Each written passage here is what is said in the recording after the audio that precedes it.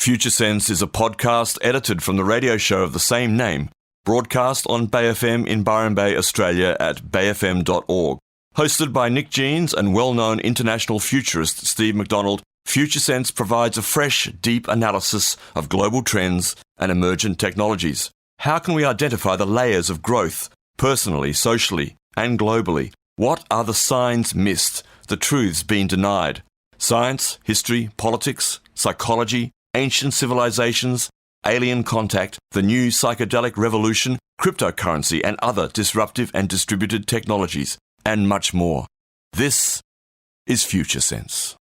Good morning to my co-host, Steve McDonald. This is Nick Jeans with you. I didn't say my name before. You know who I am. Hello, Steve. I know who you are, Nick Jeans. Good morning. Do you please let me know afterwards, finish the show, sit down and tell me who I am. I'm slowly figuring it out.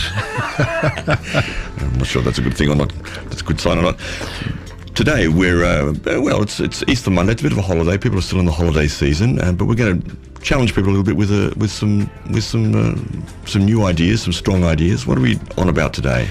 We're going to talk a little about some interesting current affairs first up, and then we're going to do some more investigation of second-tier consciousness. So we did an episode a few weeks back on second tier where we touched on the early stages, and so we'll provide a little bit more depth around that and really step off the map a bit.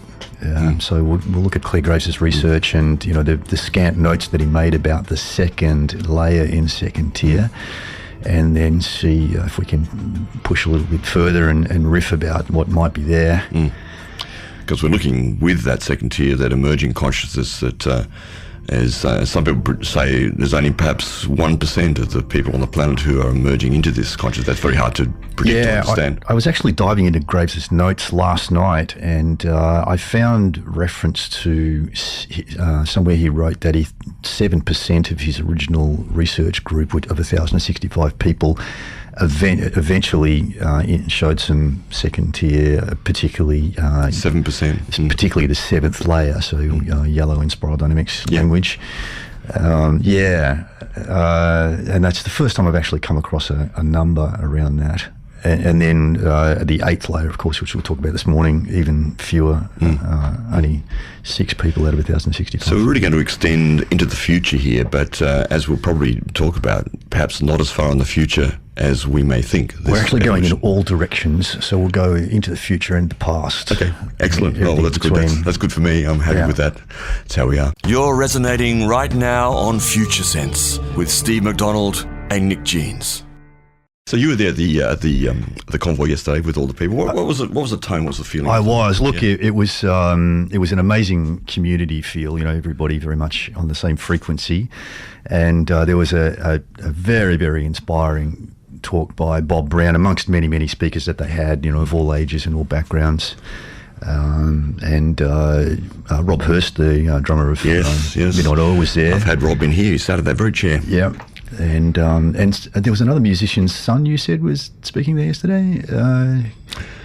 Who did I think of? There was somebody. It'll come back to me anyway. And also, you probably saw Georgia Morton, a band called Morton. Did they play? I got there just after the music finished, actually, so I missed the music. Because she's great. Yeah. Cool.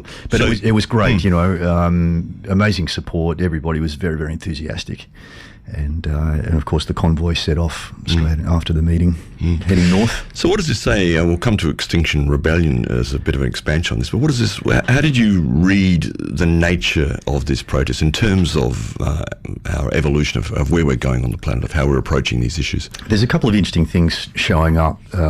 So the postmodern or layer 6, which is superseding the modern scientific mindset, is driven by deep human connection. That's its core driver. That's the thing that it wants most or is motivated most by. And so what I'm seeing is that the climate change movement is providing a context for that deep connection. It's a reason that really transcends all other earthly interests in a way.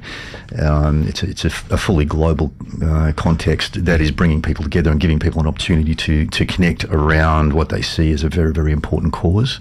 And that was very, very clear yesterday. And of course the same thing's playing out all around the world right now. There was action by the Extinction Rebellion group Yes, there's a report in The Guardian just now from an hour ago. Some arrests were made after urging activists to move to Marble Arch and off Waterloo Bridge, because essentially these protests are, by their very nature and their dispensation of energy, designed to be peaceful, designed not to be confrontational, and these of course are all qualities of that layer 6 of the green layer, aren't they? They are indeed, and the peaceful nature is a signature of this particular movement. And in the past, like looking back over the past few decades, a lot of protest movements have been somewhat corrupted by different value sets. Yeah. And one of the things about this postmodern or green or layer 6 value set is that it's extremely permissive. You know, it wants everybody to have equal access, equal say, etc. And in the past, we've seen that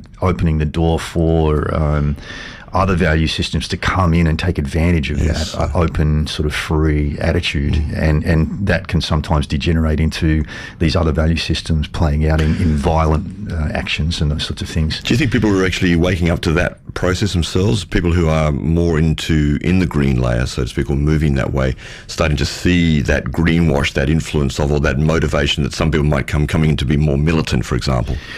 Yeah, I think so. I mean, by definition, in the first tier of consciousness up to and including this value set, there is no ability to really discern or make a distinction between the value sets. It's somewhat invisible, and we see the differences amongst people, and we see that people have different attitudes, and people tend to be labelled good and bad and that kind of thing, or like us, not like us. But there's no real, true awareness of the layers of values, and so it's difficult. However, as time goes on, there will be more people within this community that are starting to poke up into second tier and have early stage recognition, and so that would certainly enable what you're talking about. Yeah. Yes, indeed. Extinction Rebellion, for those who aren't familiar with it, XR is a socio-political movement which uses non-violent resistance to avert climate breakdown, halt biodiversity loss, and minimise the risk of human extinction and ecological collapse. It's a powerful term, isn't it, Extinction Rebellion? It's extremely powerful, extremely evocative, and it also feeds into the transition into second tier, because this fear of the extinction of our species, is going to be a key driver, which paradoxically drives us beyond fear. As we transition into the second tier. Yes, I'm thinking about that. I'm thinking that there seems to be perhaps, I mentioned this to you off air, we're in the middle, of course, of a federal election campaign right now up to May the 18th for the election day, and pretty well most of you, no matter which side of the fence you might choose to vote on, are probably pretty aware of how much the discourse is driven by fear, and particularly, in my opinion, by the coalition. There seems to be, every time you turn on the radio or whatever, or read a paper, it's about what Labor's going to do to destroy your bank accounts, your freedom, your this or that or other. And I'm getting the sense, though, that people are getting a bit tired of this as fear as a motivation. I think it's because of social media and the great access we have now to a variety of communication, the situation's becoming more and more transparent, and it's just it's just getting so damn obvious that these are lies. I think that's the real difference. I mean, sure, people are sick of the fear-driven stuff, but it's just become so obvious and so very difficult for the old paradigm to maintain this false image, which is, again, that's been a signature of the old paradigm, is this idea of a public image that you can hide behind, right? Yeah, and then obscure things with. And you're supposed to trust, which for a long time we did. Clearly, we thought this was the way we were going to be, and this is what we're providing, all sorts of solutions and amazing technological advancements and a lot more freedoms, generally speaking, particularly in our first world democracies. And yet, what we're seeing now is that a lot of that image is the emperor with no clothes. Yeah, and it's always tempting to sort of make moral judgment, but if you stand back far enough, you can see that these value systems, these paradigms, are always good when they start, because they solve our old problems from the previous paradigm, and they play out and they peak, and then they start to die off. And as they start to die off, they become less and less effective at solving the problems. And so the impression is that initially it's good, and that eventually in its later stages it starts to look bad, and that's part of the evolutionary tension driving the change. Yes, yeah. Extinction itself, I mean, it's been talked a lot about recently, this notion that we're in the sixth extinction. And most people would know that I think it's something like 99.1% of all species that have ever lived on this planet have become extinct. Yeah. That's a pretty bad average, pretty bad batting average, so to speak. So, you know, there is a natural process of extinction and change of species and evolution, of course, on one hand. And then there's the accelerated change that has arguably happened in humans' intervention in the last couple of hundred years in particular. Yeah, and again, part of the difficulty in approaching all of these things from a moral standpoint is that morals change. And there is no single set of human morals. There are morals associated with each of the value systems. And as humanity evolves and we move from one value system to the next more complex and more capable value system, our morals change also. And this is why, you know, we get clashes of morals in society where morals can be radically different. You know, some people can think something's morally fine and other people are absolutely horrified by it. Yeah. And so if we're taking the most conscious perspective that we can, we need to attempt at least to sort of step beyond the moral perspective, because morals are associated with particular value systems. And so, you know, what looks bad to one value system might be the amazing best solution to a different value system. So that puts you in a difficult position trying to look at these things. But let's just look at the extinction issue. I mean, if there have been 5 previous extinctions on the planet, we can make a few deductions from that, and the first one would be, well, you know, they're not all the fault of human beings. And the second one is that if you take the perspective that nothing is inherently right or wrong, then this just looks like a regular cycle that happens on the planet. And other people have said to me, that, you know, explained it in the sense of like changing the water in a fish tank, for example. And so as the planet goes through change, it has this apparently repeating cycle of refreshing life on the planet. And it's like and it's not just the extinction that's part of that, but it's a whole of system, whole of planetary system dynamic that involves climate change, etc. And so once somebody, and I can't remember who it was now, but it may have I certainly have been talking to Dennis McKenna about that. I'm sure Dennis had some input into these thoughts. But the idea of when you change a fish tank, you're basically refreshing the whole environment. You know, the environment, I mean, a fish tank is quite static by nature, apart from the bubbles. Yes, not a lot of complexity going on in the tank, really. It needs some maintenance. Yeah. And you have to, you know, take the water out and clean the glass down and refresh it and put fresh water back in and re-oxygenize it and all that kind of stuff. And so the planet has a similar system, and part of the dynamics that we're starting to understand are the ice ages, you know, which frees up a whole bunch of the water on the planet, which kind of purifies it in a sense. Then there is an extinction of life as part of the cycle.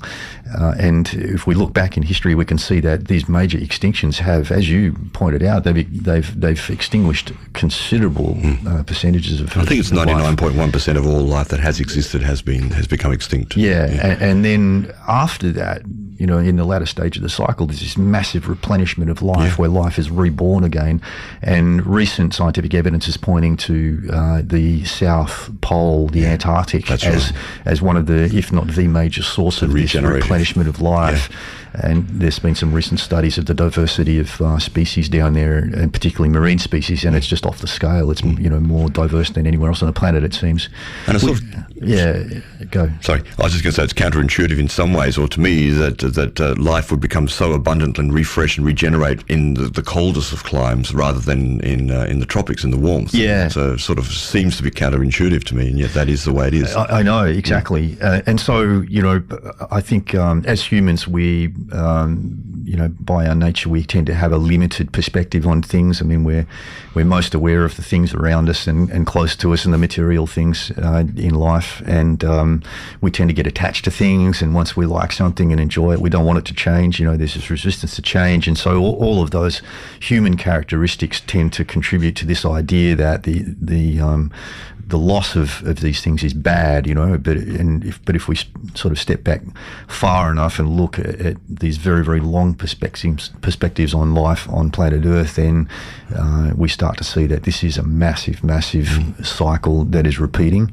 and we are part of Earth and we're part of nature and we contribute to it. So that, no doubt we have also a role in this extinction process and have contributed without doubt to the extinction of some things by altering environments and polluting environments and those sorts of things.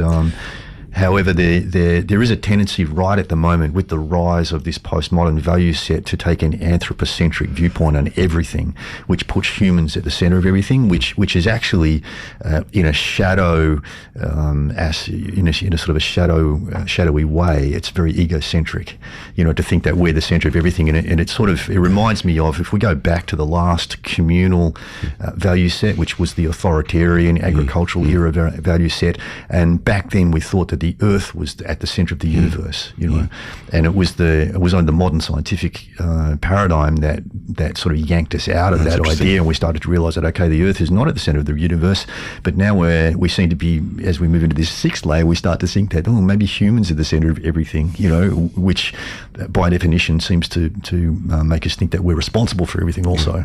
Yes, which creates a lot of shame, a lot of guilt, a lot of blame, a lot of victimhood. Also, these sort of energies, which I guess are necessary to, in some ways, I'm thinking as you're speaking, need to some sense come out too. Arise out of people. It's all part of the natural process of evolution. It's neither right nor wrong, and it reminds me of Carl Sagan talking about the blue dot. And if you step back far enough, we're nothing but a mote of dust floating in a massive universe, which maybe and most likely is one of many, many universes. Yeah, I was just going to ask too, the capacity to see the longer cycles, which we're beginning to. I mean, the tribal communities have seen longer cycles, arguably, and some peoples through time perhaps have a better, longer function. The Chinese are often spoken that way, looking 7 generations or more ahead.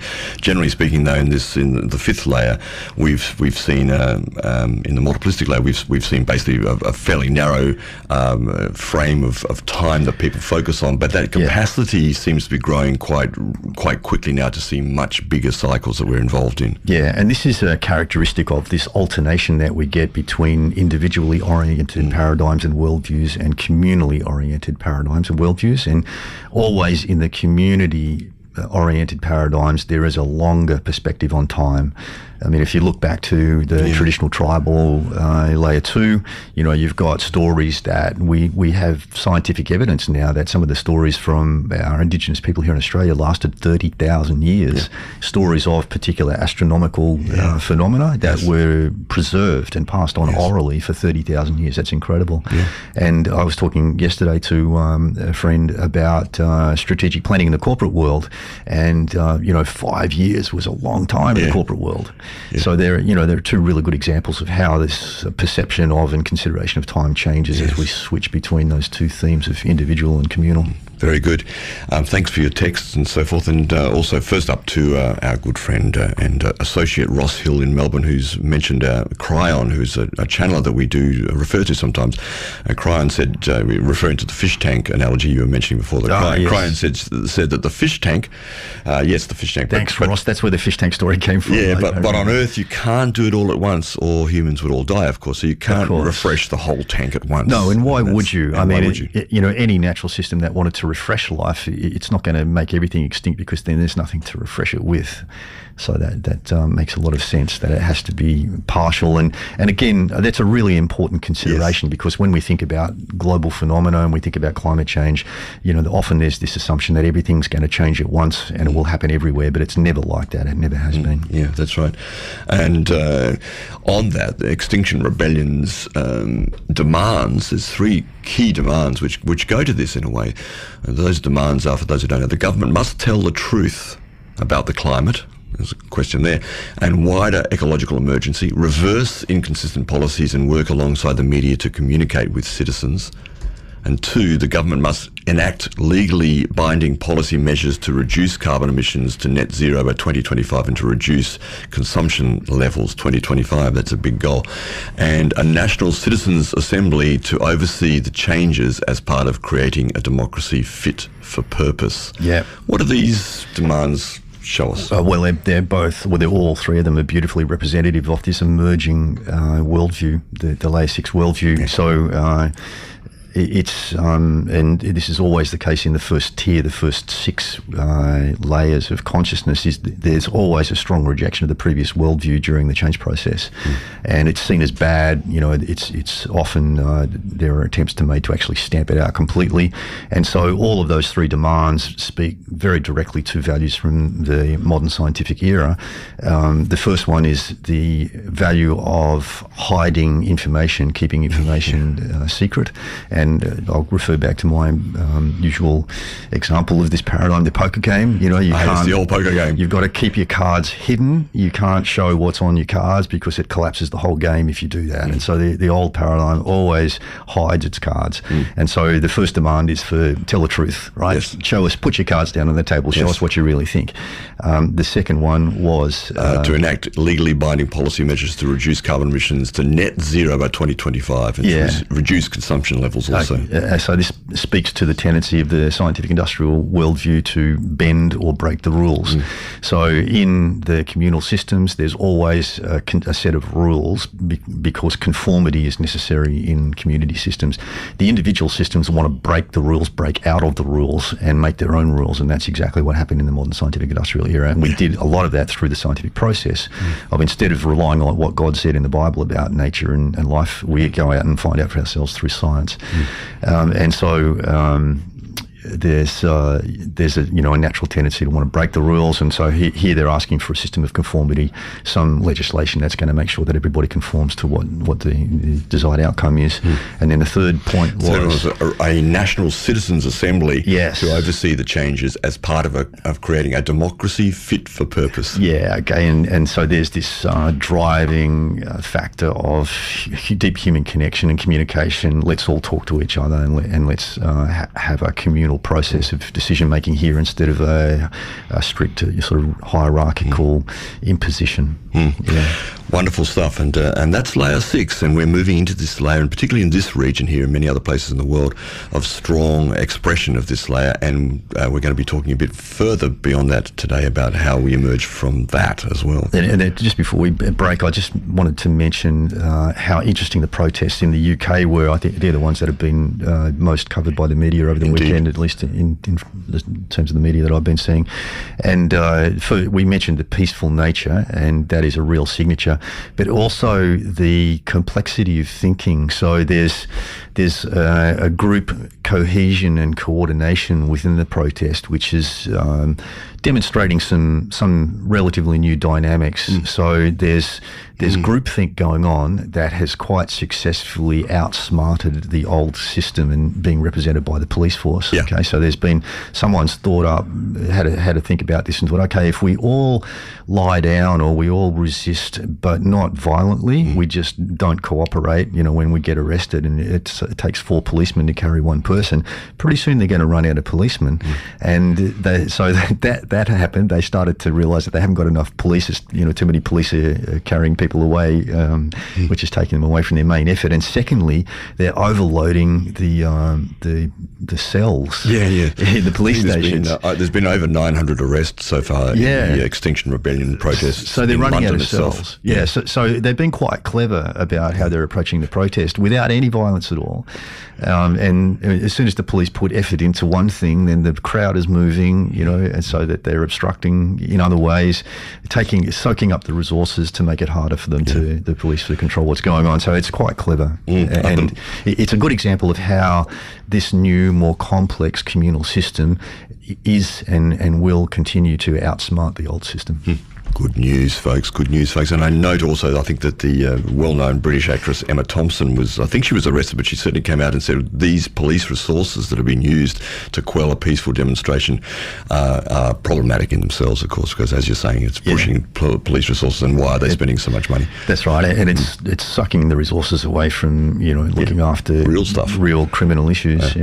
Thanks for your text. As I said, before we move on about the Adani rally, thank you for those a few texts in. You can text us on 0437 34 119, 0437 34 119.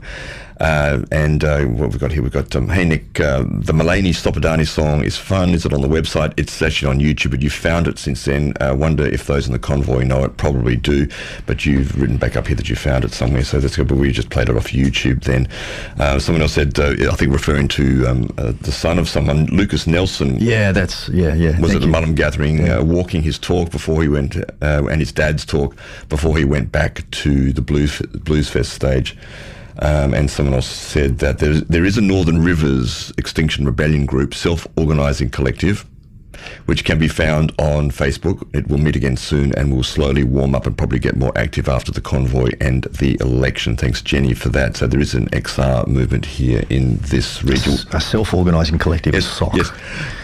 Northern River sock. Just don't lose your other sock. That's the danger there. Be careful.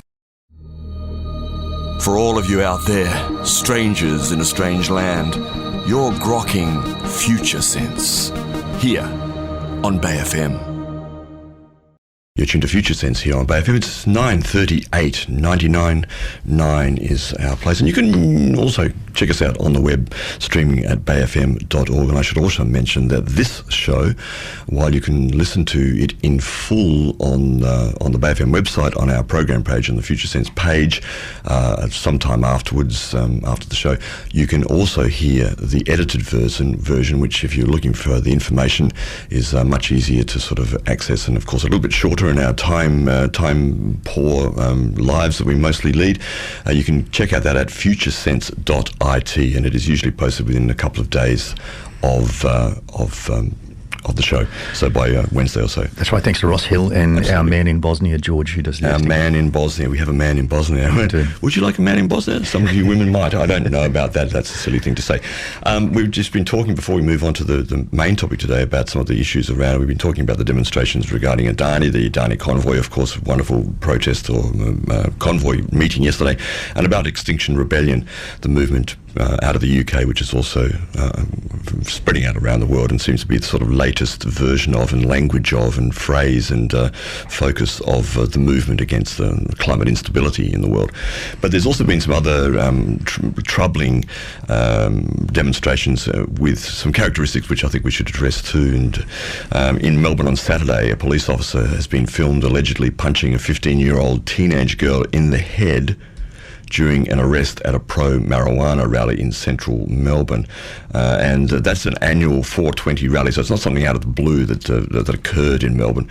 It's held worldwide on April the 20th, which is the 420 day, 420 being the time where all attendees smoke marijuana in unison.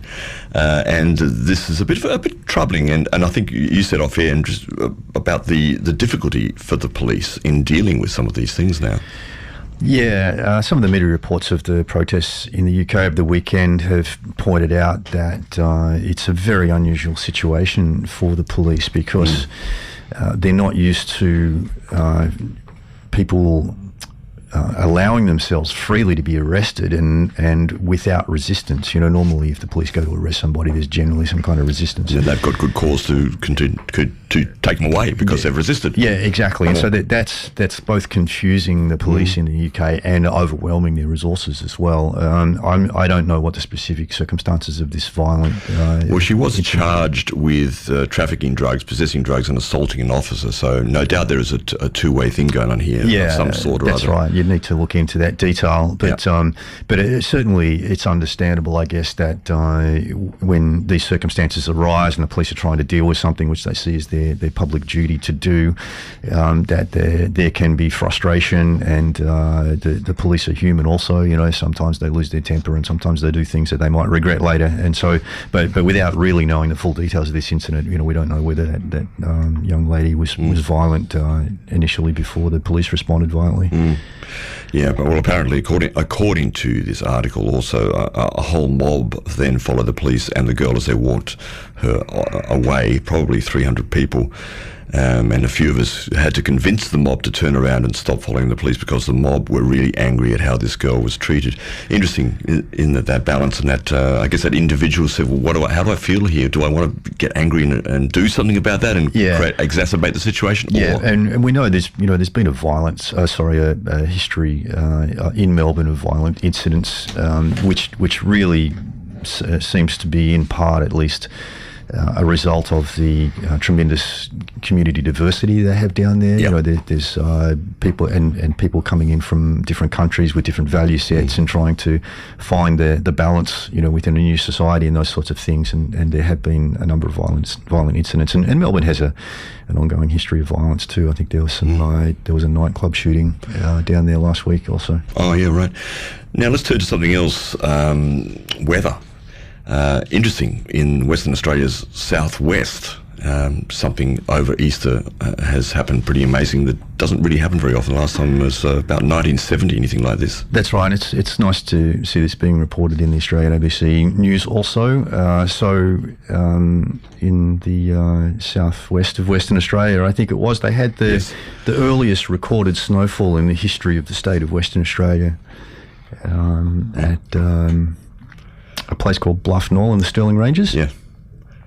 And the last recorded fall in the month of April was in 1970, but that was a few days later than this one. So this is the earliest snowfall they've ever had in the state's history, which is, it's important to report this because there is so much somewhat one-eyed focus on global warming events in the planet, and to the detriment of balanced media reporting. There's issues like this where there's an unusual record-breaking cold event don't seem to get the same sort of media coverage. So I think it's important that we give it some air.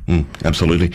And a complementary, in a sense, piece regarding the inaccuracy of actually predicting the weather, and there's a difference, of course, between weather and climate. Weather's a kind of passing phenomenon. Yeah, technically they say that climate is the aggregation of weather patterns over at least 30 years or longer. So that's the 30-year mark is about normally what they the limit that they put on that. And what that means is that when we get unusual, out of the box kind of weather events, really we should be waiting 30 years to see what the pattern is. But of course, the big fear at the moment is that the climate might be changing so quickly that we haven't got 30 years, before it starts to have a really detrimental impact on human life. It's hard in this situation, in such a complex adaptive system that the climate is on this planet, to enact, for example, the precautionary principle. Because do you take significant actions just in case this happens this way, or do you do something else? It's a bit of a paradox there, isn't it? It is a paradox, there are elements of society that have a long record of dealing with unpredictable, complex situations, and one of them, of course, is the military, which I have a fair bit of experience in. You do. And what I can say is that in a highly unpredictable environment, the very worst thing that you can do is put all your eggs in one basket, because if that basket is dropped, then all your eggs break. So it's certainly a time, as we often say on this show, for being extremely curious, asking a lot of questions, but being careful not to put all our eggs in one basket, because the danger here is that without rigorous scientific process, unless we have that rigorous scientific process, which I argue we don't have in terms of understanding climate trajectory at the moment, then the very worst thing that could happen is that we prepare for global warming and then something different happens, which could result in a very, very bad outcome for everybody. So I'm not saying that what we're doing now is wrong. There are many, many advantages which are coming out of the global warming argument and movement globally, and one of the best ones is that it's giving a global context for people to come together and rebuild community and take action to create a better world, and that's really the biggest value that's coming out of it. And to localise with that, with a global perspective, to actually relocalise, has been talked about a lot in this area, and growing your own food, looking after your own communities, finding ways to solutions on the ground locally. Cleaning up the planet. And often, again, as we have said before many times on the show, numerous different issues are being conflated into the global, under the climate change issue. And one of the things is just pollution and dirty industries, which are a separate issue, although obviously it's related. And there's every reason to clean up the planet, every reason to stop polluting, every reason to move towards cleaner industries and those sorts of things, energy generation, etc. Yeah. On the prediction of forecasting, researchers from Penn State University in America have reported that they have found the limit of our forecasts, testing different models. So what exactly that is? Well, we're just listening to it. I think 15 days out is about as far as you can roughly predict the weather accurately, but climate, another question. And thanks for the text, Casper, who says just another day in paradox. Exactly. Another beautiful day in paradox. Nice one. And that, it just points to the fact that when we see reports like this, and it's very easy to determine this if you just look at the weather forecast 15 days out and wait to see what the weather, what weather turns up on the day. And we're really not very good at understanding the weather patterns, the weather systems and predicting them at all, which just reveals how crazy some of the so-called science is that's coming out at the moment, where people will take what's essentially an assumption and then try and build a scientific case on it. And one of the recent examples of that comes to mind is a study I saw which said that in 100 years' time the oceans are going to change colour because of climate. And yet we can't predict what the weather's going to be in 2 weeks' time. It's craziness. It really is, and but it also speaks to how science is changing, how science is being changed by this new emerging worldview, which is moving away from sort of rigorous material science to human impressions and human values-driven science. Just quickly, a little mention about the issue around water and the water buyback deal worth tens of millions of dollars, which Labor says is a scandal worthy of inquiry. The questions surrounding the involvement of Nationals MP Barnaby Joyce, hello Barnaby, and Energy Minister Angus Taylor in $80 million of water buybacks has resurfaced as an election campaign issue, with Labor leader Bill Shorten declaring there are probity questions as far as the eye can see. Very suspicious stuff going on here. Those old poker players, they're just having a lot of trouble hiding their cards. All the aces are falling out of their sleeves. Oh dear. And also anything else you want to say about that? I mean, it's an evolving story, and it's an extremely important story, talking about environment and talking about water, this is the water planet. We call it Earth, but really this is a water planet, and the health of our water systems on this planet are seriously compromised in all sorts of ways, irrespective of climate. Even it's a huge deal how we've screwed over our water on this planet. I saw. I think this post was on Twitter. I saw over the weekend, and it had a picture of the Earth, and what they'd done is they'd put all of the water volume that exists on the Earth into one little bubble on the Earth's surface, and then they had another bubble which was the atmosphere. And my God, those bubbles look small compared to just the rock itself. Yeah.